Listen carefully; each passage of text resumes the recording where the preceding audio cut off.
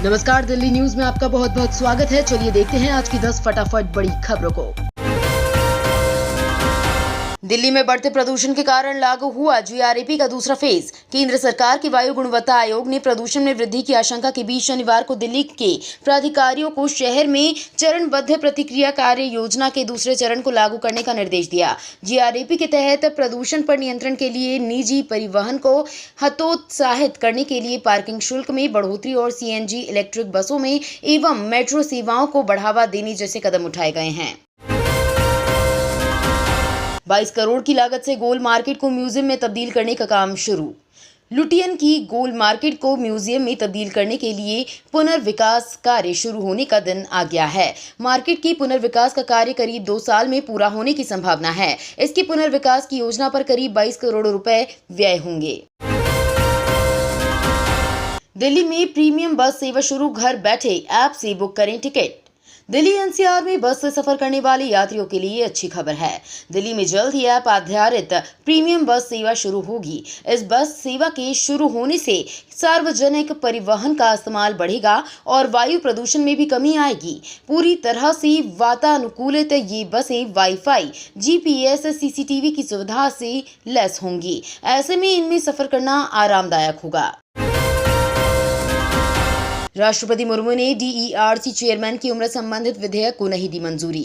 राष्ट्रपति द्रौपदी मुर्मू ने दिल्ली विधानसभा द्वारा पारित विधेयक को मंजूरी देने से इनकार कर दिया है, जिसमें दिल्ली विद्युत नियामक आयोग के अध्यक्ष और सदस्यों की रिटायरमेंट की उम्र 65 साल से बढ़ाकर 70 साल करने का प्रस्ताव है। उनका कहना है कि विद्युत अधिनियम एक केंद्रीय कानून है और विधानसभा को इस पर कानून बनाने का कोई अधिकार नहीं है। दिल्ली विधानसभा ने मार्च 2022 में दिल्ली विद्युत सुधार विधेयक 2022 पारित किया था और उसे एलजी ऑफिस के माध्यम से राष्ट्रपति के पास भेजा था। दिवाली से पहले एक्शन में दिल्ली पुलिस, बरामद किया 1 टन पटाखों का जाखिरा।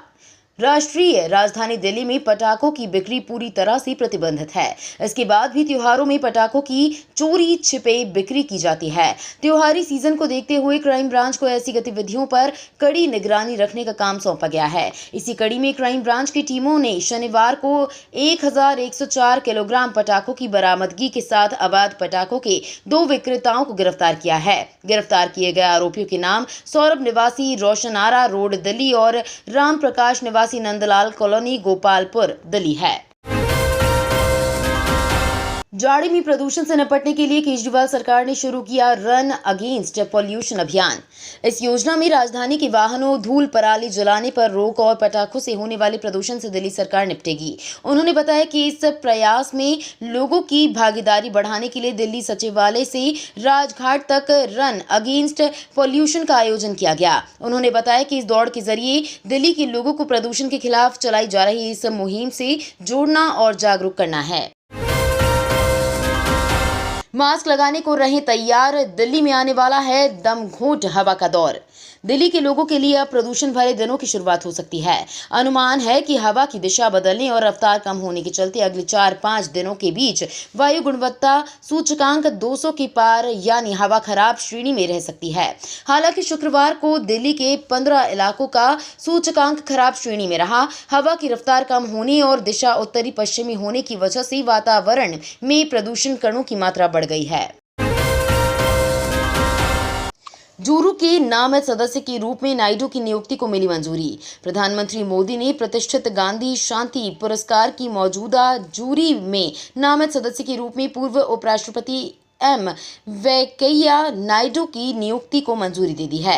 केंद्रीय मंत्री जी किशन रेड्डी ने शनिवार को यह जानकारी दी। केंद्रीय संस्कृति मंत्री रेड्डी ने नायडू को भेजे एक पत्र में ये जानकारी दी है। इसकी एक प्रति मंत्रालय के अधिकारियों शनिवार को मीडिया से साझा की। प्रधानमंत्री मोदी गांधी शांति पुरस्कार की मौजूदा जूरी में प्रमुख।